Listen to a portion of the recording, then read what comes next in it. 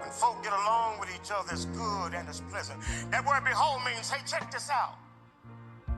When mom and daddy get along with each other, it's good and pleasant for the whole house. Hey, look, when brother and sister get along with each other, it's good and it's pleasant. Hey, look at this. When white folk and black folk and Latinos can work together, it's good and it's pleasant. Hey, check this out. When Republicans and Democrats and liberals can pull together, it's good and it's pleasant. Behold how good and how pleasant it is for brethren to dwell together in unity. Behold how good and how pleasant. See, some things is good but not pleasant. Discipline is good, but it's not pleasant. That child getting a spanking is good for that child, but it's not pleasant. Castor oil.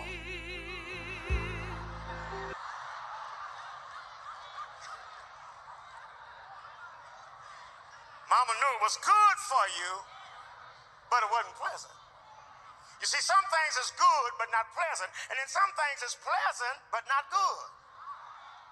Smoking weed, I heard. That's what I heard.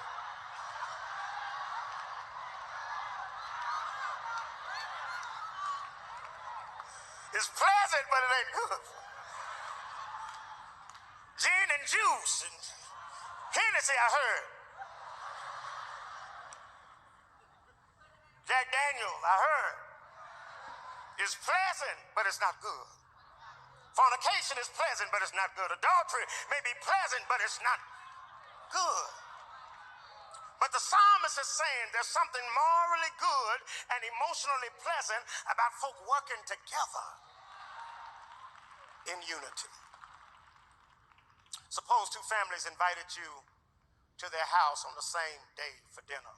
One family that invited you, they were fractured. They couldn't get along with each other, and if you went over there, you wouldn't know what to expect at the lunch table. But then the other family that invited you was loving and kind and friendly, and you knew if you went over there, dinner time would be a joy. Which invitation you gonna accept? I'm going over here, where they get along with each other, where I know dinner time will be a joy. And then we have to ask ourselves, even as a church, why aren't people coming to God's table? And we tell them, come over here where the table is spread and the feast of the Lord is going on. Why aren't they coming to the table? Maybe it's because sometimes they see we're not getting along at the table. And wherever there is dissension, it messes up folks' appetite even for the Word of God. You and your wife can both be hungry, and you tell your wife, baby, I'm going to take you to Ruth Chris.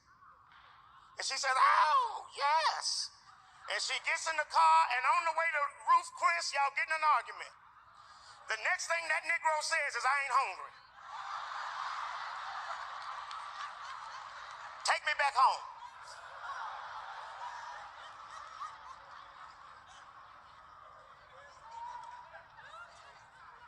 Because where there is dissension, it messes up your appetite. Point number one, unity is well-pleasing to God and to others. Matter of fact, Jesus said this in Matthew 5 and 9, blessed are the peacemakers, for they shall be called the children of God. One way people know you are a child of God is you are about peace. And one reason why a lot of people don't think you're a child of God is because you seem to be about disturbing the peace rather than having peace. We have too many peace breakers and not enough peacemakers. Ask your neighbor, what are you about?